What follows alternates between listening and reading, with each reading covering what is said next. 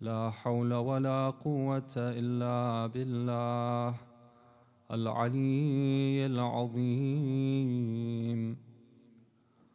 والصلاة والسلام على أشرف الأنبياء والمرسلين وخاتم النبيين وسيد المرسلين أبي القاسم محمد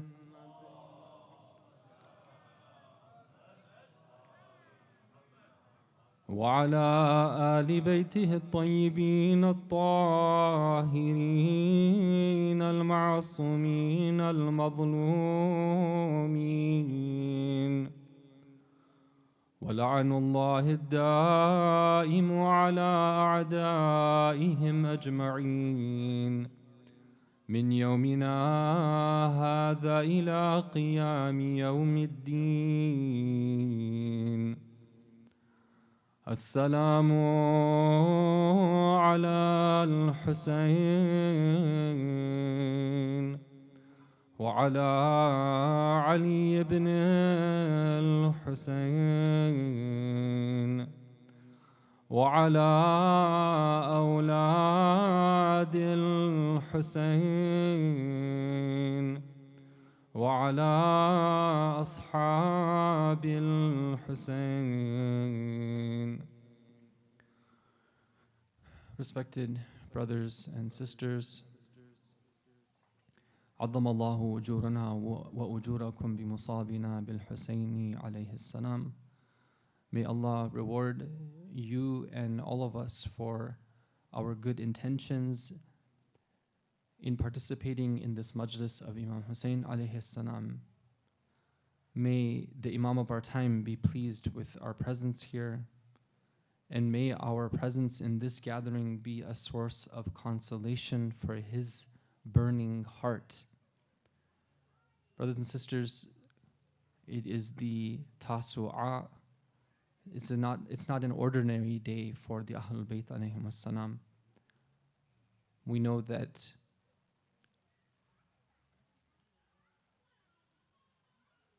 at this time the children of the Ahlul Bayt alayhim as-salam were feeling the thirst, and the women were aware that their soldiers were vastly outnumbered, and it was very clear which direction the battle would go. So we're told that in these hours to have a type of mourning and grieving spirit, and to connect with the Ahlul Bayt alayhim salam by having this type of spirit. Inshallah, we want to be amongst those who, in hadith, we're told that our Shias are those who are happy when we're happy, and they are grieving when we are grieving. So your presence here is valuable. Inshallah, on the Day of Judgment, it will be a source of shafa'ah for you and for your families. Please let us all recite a beautiful united salawat ala Muhammad wa ali Muhammad.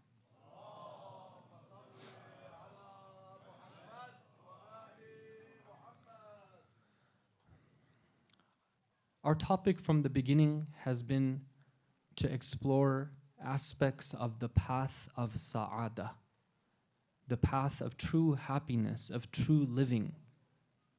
Or in simple words, how do we lead a life of true success, of true blessedness? We know that that path is not the easy path, because the example that we have of our Imams alayhim salam, of our prophets alayhim salam, is an example of individuals who led lives which had many challenges. But we know that they led their lives according to what in Islamic terminology is referred to as being sa'id. They were sa'id, not the way normally it's sometimes used in modern day Arabic. Not that they were happy and smiling all the time, but they were truly, deeply blessed. They were truly, deeply felicitous. This is what we mean by Saʿādah. So we've been looking at different aspects of Saʿādah. Last night we explored or we began to explore the concept of deepening our understanding of Tawheed, and as a result, having our Iman become deeper. And when we have this deeper understanding of Tawheed and Allah, then that allows us to look at the world in a different way. No longer do we see all these independent entities possessing their own qualities, but we see that everything emanates from one source, and that source is Allah. Anything else is a reflection of the light of Allah. Now tonight we want to continue this discussion, and specifically I want to explore this idea that if we have an understanding of Tawheed, then how do we approach the world around us? And I want to take us back to one of the original sayings that we had explored on the first night, which was when our beloved Imam Hussein alayhi salam on the day of Ashura is speaking to the enemy army, right? What does he tell them? He says, فَالْمَغْرُورُ مَنْ غَرَّتْهُ وَالشَّقِيُّ مَنْ فَتَنَتْهُ. He says that the truly deceived person, the person who's deluded and deceived and misled, is the person who the dunya has deceived. They forgot about the hereafter. They think it's all about this world. And they have an unhealthy and incorrect way of dealing with this world. And then he says, وَالشَّقِيُّ, the wretched person, the opposite of being Sa'id, the wretched, miserable person is the one who fatanathu. Fatanathu literally goes back to the Arabic word fitna. Fitna in Arabic originally was used when they wanted to test the quality of metal. So they would put, sometimes people would be giving gold coins or silver coins, and they wouldn't know how much of it was pure gold or pure silver. So they would put that coin into the fire. And after some time of being in the fire, the coin would show its true worth. Is it 100% gold? Is it 80%? Is it 60%? So that word came to be used for tests and trials that reveal the inner being. Sometimes Allah puts us in certain tests where our true personality comes out. So Imam Hussein alayhi salam says that if you want to find the wretched person, it's the one who was fire tested, okay, and they failed that test. They were seduced by the dunya. Now there's another incident that takes place related to the events of Karbala that is very important. I feel at least once during the 10 days of Muharram, we should go back to every year, because it's so illustrative and significant that this comes up on the way to Karbala. What happened? Imam Hussein alayhi salam, as you know, was in Medina. He was forced to leave Medina with his family at nighttime, and he makes his way to Makkah. And while he's in Makkah preparing for the Hajj, there are many people who are gathering in Makkah, and this is one of the ways that Imam Hussein alayhi salam is able to explain to people his mission and invite them towards his cause. One of the people who gathers there is Abdullah ibn Abbas. Abdullah is the cousin of Imam Hussein alayhi salam, or you could say the uncle of Imam Hussein alayhi salam, the cousin of his father. He's about 5 to 7 years older than Imam Hussein alayhi salam. He's his older kind of cousin uncle. So he comes to Imam Hussein alayhi salam and he wants to give us some advice. He says that, okay, your path, if you want to go to Kufa, we know the Kufans. We know what happened with your father. You should go either to Yemen. I'll help you go there. You can find an escape there.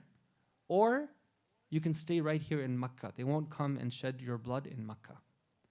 So Imam Hussein alayhi salam tells him that I know best what I have to do. Like, thanks but no thanks. Like, he's the Imam of the time. Abdullah his advice wasn't, like something that Imam Hussein found value in.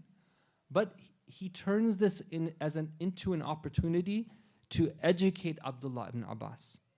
Even though he's older to him, he is a type of student because this is the Imam of the time. So Imam Hussein tells him a story. He says that, let me tell you a story. And the story is the following. He says that one time my father, Amir al-Mu'mineen alayhi salam, was working in the gardens of Fadak.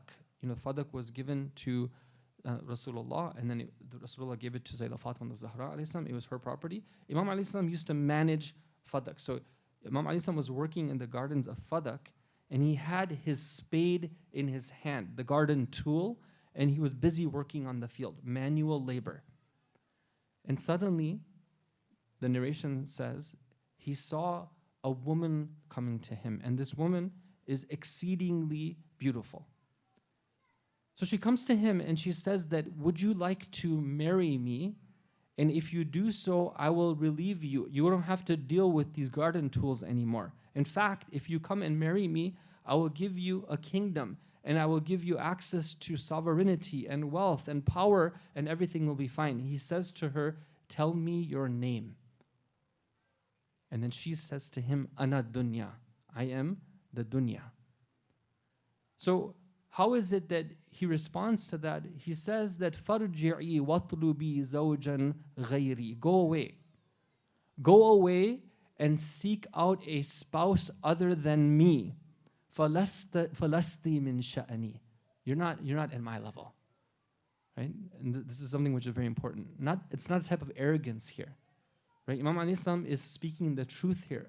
Any believer should be speaking this truth, that my value is higher than what this material world and all that's in it could ever offer me alone. Okay? Again, nothing wrong with having the halal portion of it, and we're going to get to that in a balanced way. We're going to get to that.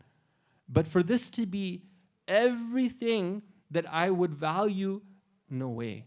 Falasti min sha'ni. You're not at this level. And then he picks up his spade and he goes back to work again. Right? And it's a beautiful story, because I think many people in that situation would want to do something else. Right? They would have another type of kind of choice that they would make at that time. And then the narration continues, and it goes on to say that Imam alayhi salam at that point, while he's working on the field with his spade, he composes some poetry, and that poetry is very beautiful. I'll just quote 2 lines from it. He says, Habha atatna bil kunuzi wa durriha. He says that let's suppose that this lady, and who represents the dunya in this case, were to come and give me access to all the kunuz, meaning all the treasures and all the pearls and everything that's like desirable in this world. We had access to all of that. Not only that, وَأَمْوَالِ قَارُونَ وَمُلْكِ الْقَبَائِلِ, meaning that let's suppose that we had access to the wealth, the likes of Qarun. Qarun is a person mentioned in the Quran as being so wealthy that even to carry the keys to his treasury, they needed a company of strong people to do that. Just the keys of the treasury, let alone the actual treasure itself. Let's suppose we had access to all of his wealth and all the wealth of all the tribes. And then he says, if that were the case, let's suppose all that. أَلَيْسَ جَمِيعًا لِلْفَنَاءِ مَصِيرُنَا. Isn't it the case that all of us are at one point going to leave this world? وَيُطْلَبُ مِنْ خُزَانِهَا بِالطَّوَائِلِ. Meaning that those who were the khuzan, those who their only goal was to get as much of this world as possible, they're going to be asked about that. They're going to be questioned. And that questioning is not going to be an easy questioning. Now, sometimes we come to these narrations. I think personally it's a very beautiful narration, one of those that I wish we could, we have all these stories that we are taught from Harry Potter to this and that when we're young, right? But what about these beautiful, incredibly powerful stories that have so much depth to them? There's so much to learn here about, the position of a mu'min, somebody who has iman, and how they deal with this world, and how they don't even pay attention to anything beyond what they need, and how they see themselves as positioned for the hereafter, not just for this dunya. So this is one of the things that happens on the way to Karbala. And again, it's a lesson for us and a wake-up call that we need to examine what way do we approach this dunya and what it has to offer. Please recite Salawat ala Muhammad wa ali Muhammad.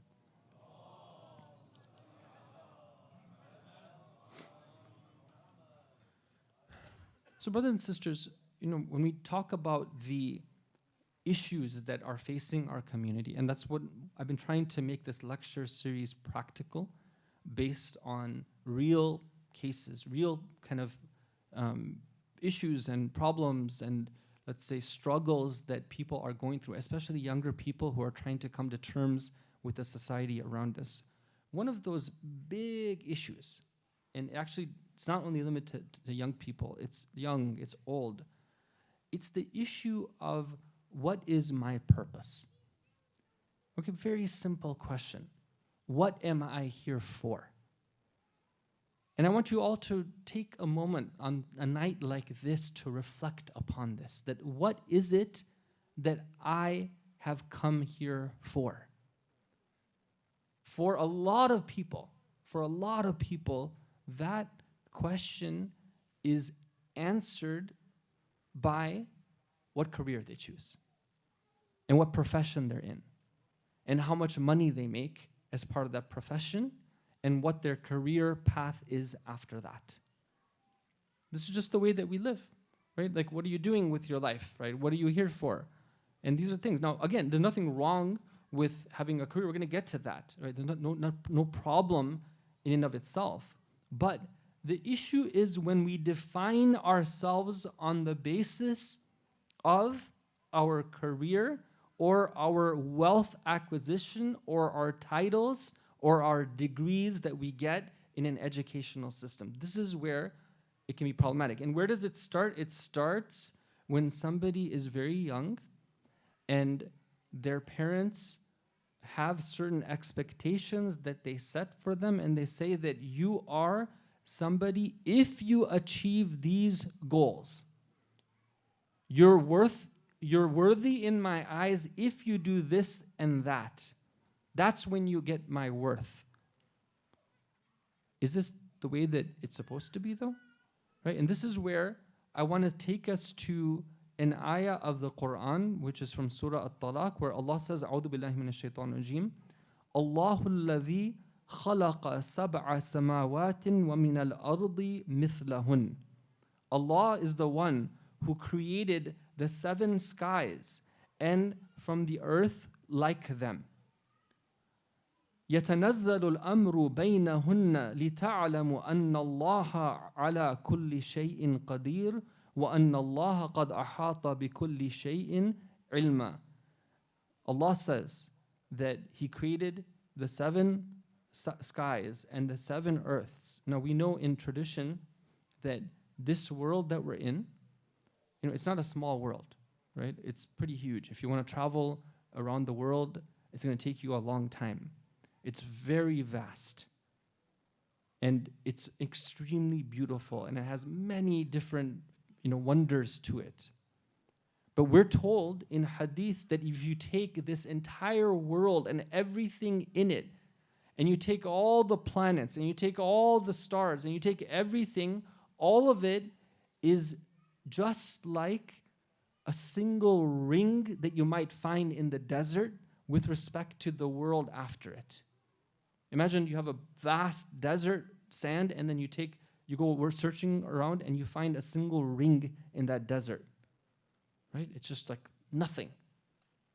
And then you take that world and all of it, and it is just like a ring in the desert with respect to the world after that, and so on and so forth. And we're told that when you get to the level of the highest level of the throne of Allah, which represents ultimate power and ultimate knowledge and all of perfection and all of beauty, it's so vast that we can't even comprehend it.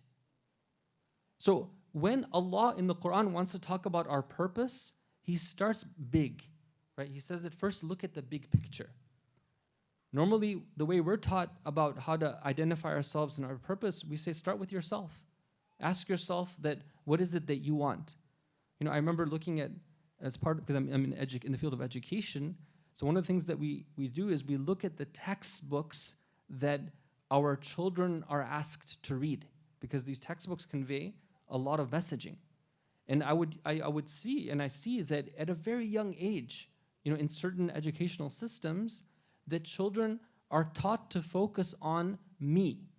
right? Who am I? It's me and what I want.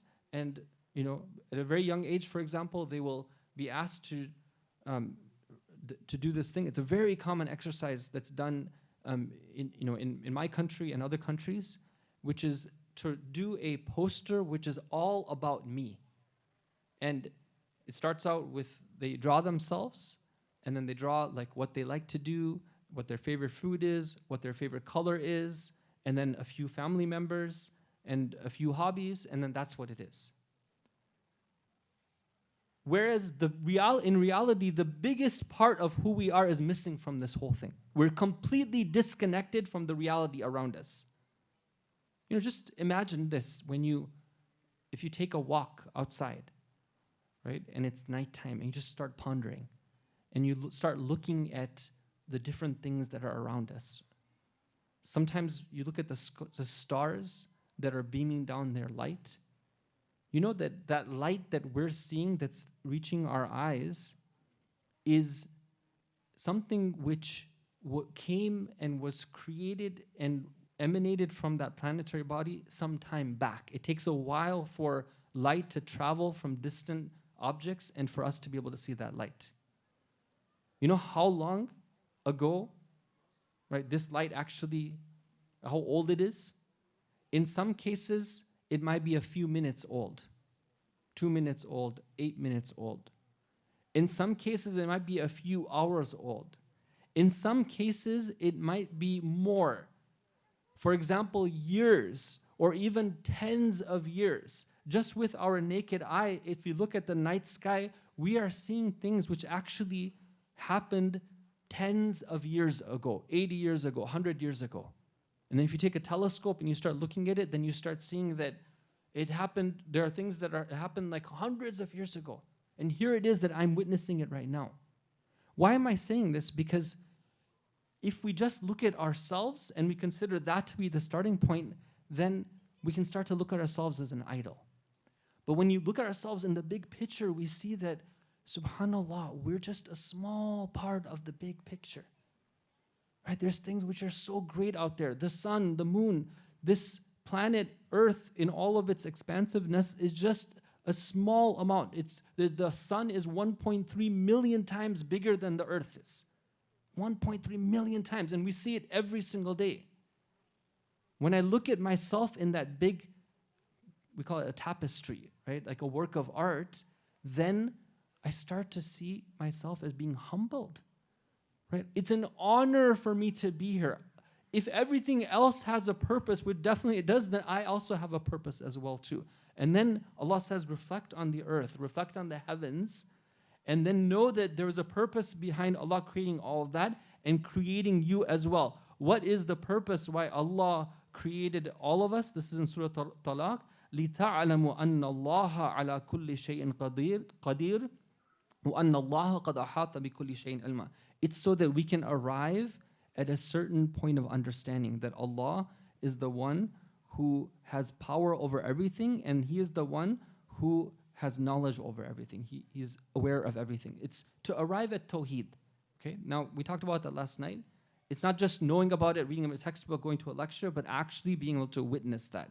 There is a purpose, and that is the purpose that defined. In other words, other ayat of the Quran teach us that the purpose is to become a servant of Allah. Okay, there's another way of saying it. Now, when we have that understanding, it's different from the understanding which says that I am worthy based on what career I get or how much income I earn or how many, whatever possessions from this dunya that I have. Is that a bad thing? No. Right? Sometimes people say that they get the wrong message. They say that, are you encouraging people to give up their careers or not make it be a big deal for them or to take it lightly?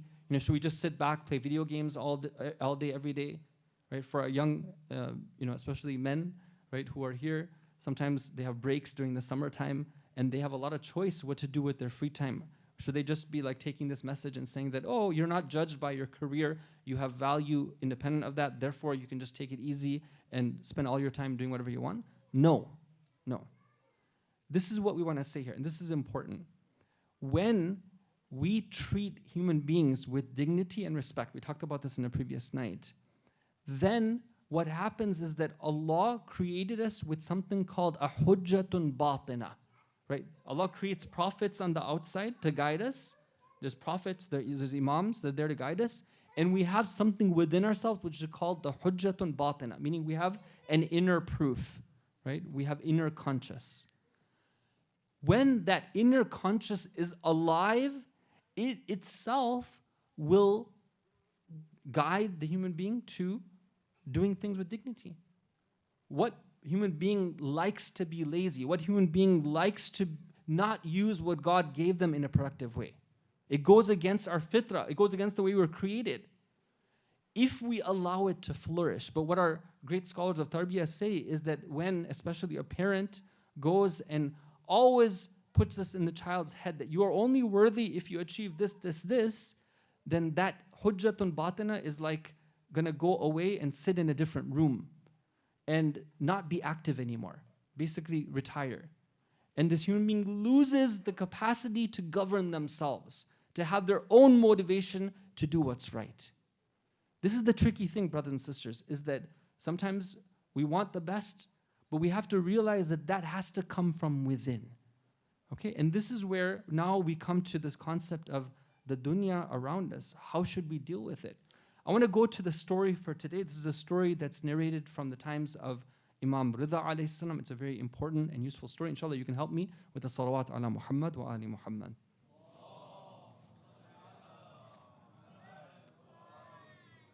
This story, it kind of puts together the concepts we've been talking about. There are two people who go to see Imam Rida alayhi salam. One of them is named Ahmad ibn Umar. The second one is Hussein ibn Thawir. Ahmad and Hussein both have recently gone through some difficulties in life. They used to be enjoying, a lot of wealth. They were very comfortable, but now they're being tested. So they're worried. They go to Imam Rida alayhi salam. They say that, can you help us out here? We want to go make dua. We want to go back to the way we were before. Now, Imam Rida alayhi salam could have just said to them that it's fine, don't worry, right? I am going to pray for you. I'll take care of it. Go back. But he knew that Hussein and Ahmad, they had come and they have the capacity to rise to a higher level. So what does he say to them? He says that, أَيُّ شَيْءٍ تُرِيدُونَ تَكُونُونَ مُلُوكًا. Do you want to be kings? Is that what you are aiming to do? أَيَسُرُّكَ أَن تَكُونَ مِثْلَ طَاهِرٍ وَحَرْثَمَةٍ وَأَنَّكَ عَلَى خِلَافِ مَا أَنْتَ عَلَيْهِ. It's really interesting here. He says to them that there are two people that I know that you admire a lot. Right? One of them name is Tahir and Harthma. These were like people who were famous at that time, kind of celebrities. People who were really renowned for being very strong and very successful in battle.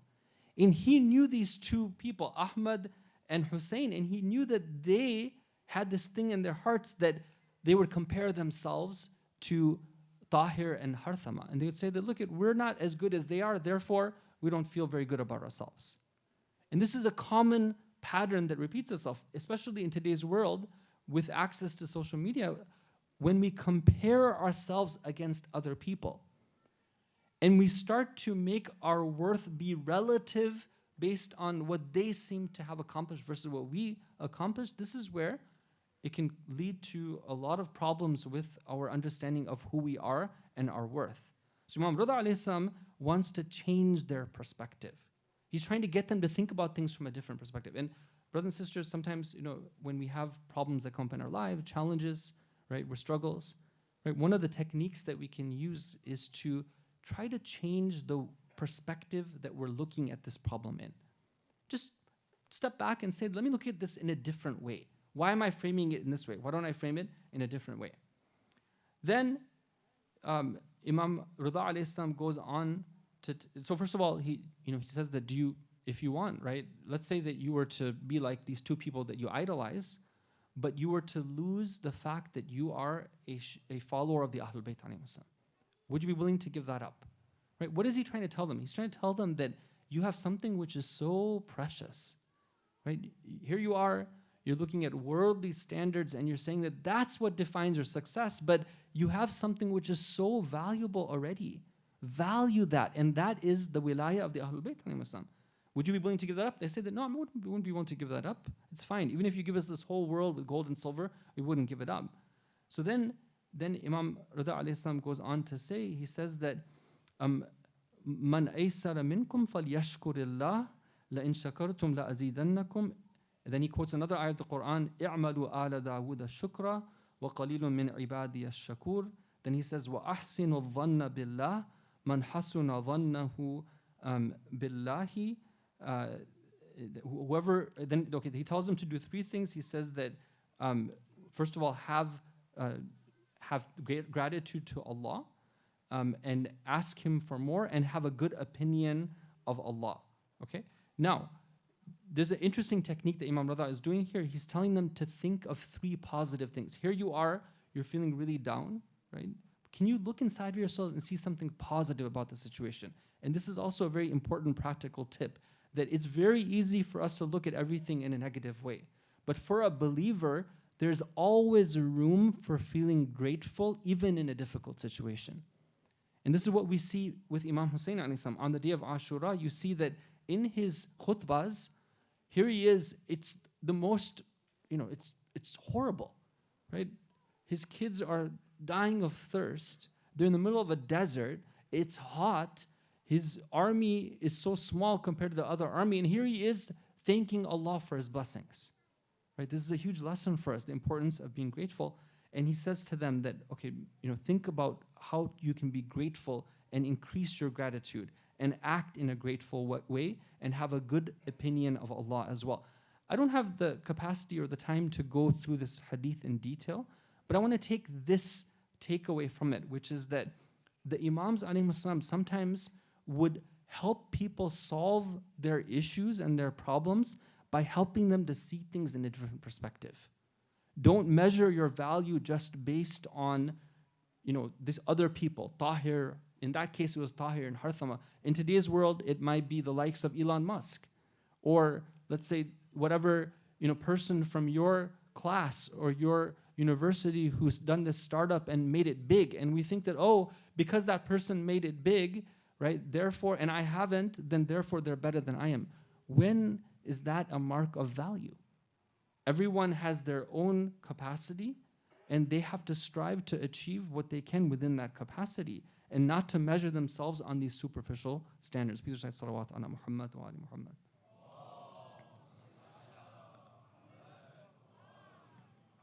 Now, just to go to the concluding parts of our comments tonight, brothers and sisters, I want to make it clear here that we're not saying, Imam Hussein alayhi salam, in these hadith, he's not saying that go away and run away from the dunya and just live like a hermit away from any type of worldly pleasures. In fact, it's the opposite. When we look at the life and the words of the Ahlul Bayt alayhim salam, they would encourage us to partake in the dunya, but to make it be a means, not an ends, and to do so in a moderate way.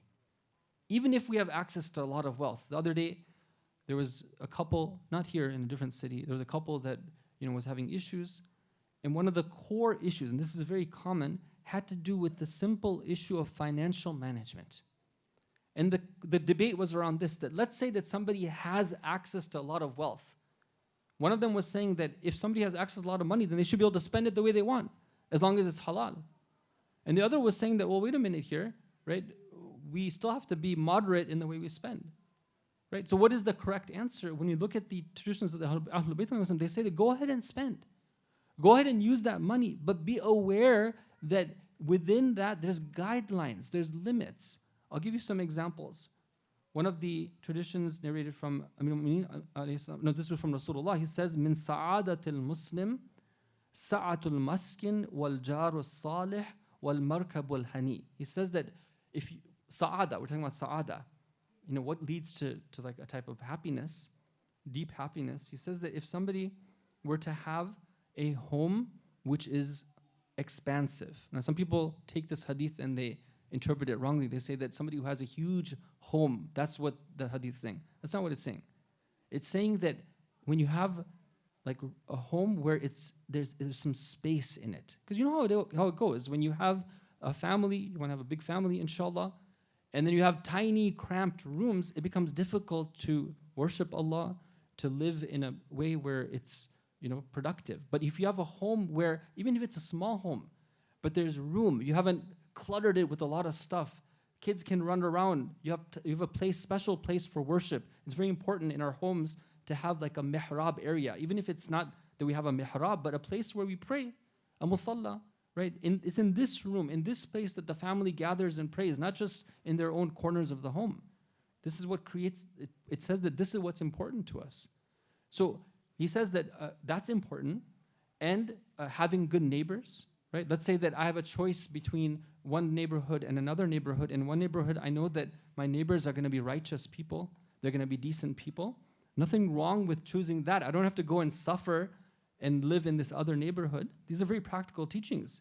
And having a comfortable means of transportation, because we have to get around. There's so much good that we can do. Remember the hadith that we saw the other night, that you have something like that so you can help other people as well. Another hadith, this is from the 6th Imam alayhi salam. He says that he was asked, what is fadlu aish dunya? Meaning that what's the best thing that you can have from this dunya? So Imam Saʿādah alayhi salam doesn't say that don't have anything from the dunya at all. He says, sa'atul manzil wa kathratul muhibbin. He says that for you to have, again, a home which has space in it, and to have a lot of people who love you. Right? It's actually a good thing. It's a blessing. It's a blessing to spend time in the company of others and to have other people who show you their love. Nothing wrong with that. I'm not going to be a better Muslim if I shun myself into isolation and all I do is spend time in the prayer mat. It's perfectly fine to have righteous individuals who are going to, because that's one of the needs that we have. There was one tradition I came across, very interesting. There's a man who goes to Imam Saʿādah alayhi salam, and he says that, oh Imam, sometimes, I'm performing the ghusl for getting into ihram. It's a very technical, fiqhi question.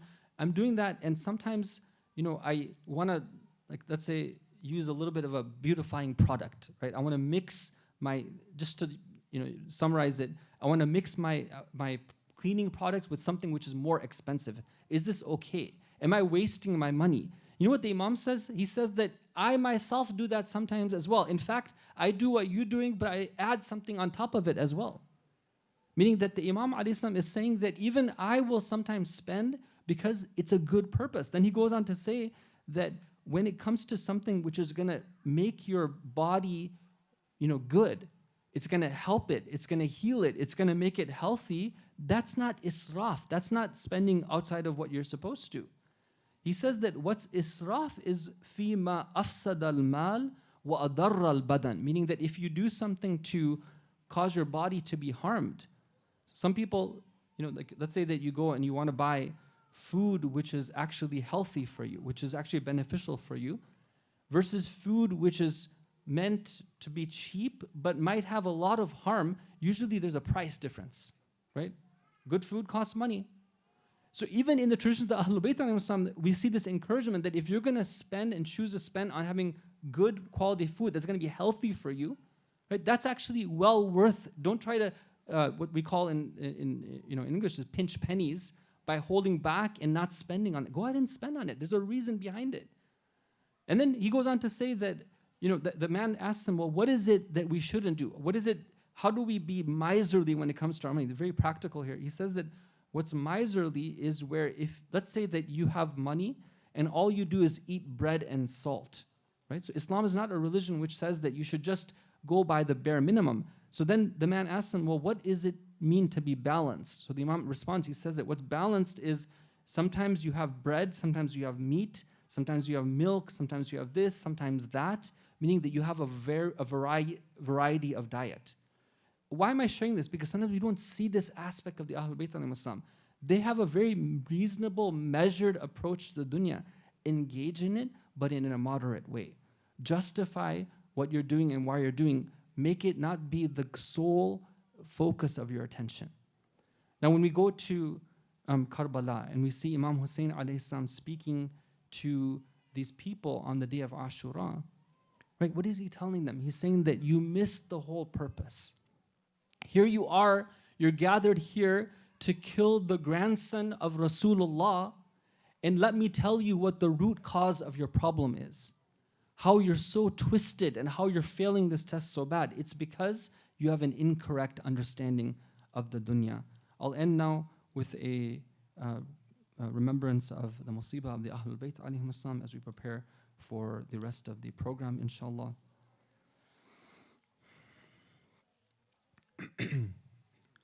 Sallallahu alayka ya Aba Abdullah. Sallallahu alayka ya ibna Rasulillah. Peace and blessings of Allah be upon you, O Master of Martyrs, O son of Rasulullah, O son of Ali and Fatima. Peace be upon you, O Imam Hussein, and upon your thirsty lips, as you lay in the sands of Karbala near the banks of the Euphrates River. Peace and blessings of Allah be upon you and upon your family and upon your companions. We say to them, Ya laytana kunna ma'akum فنفوز فوزا عظيما.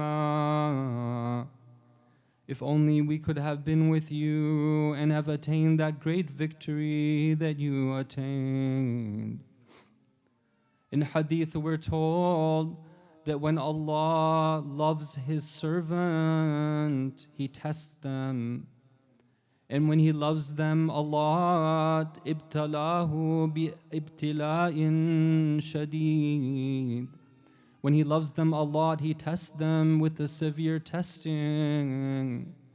And when He loves them even more, He tests them by taking away their beloved child while they are still alive, to see if they will still be praising Allah after they lose their child.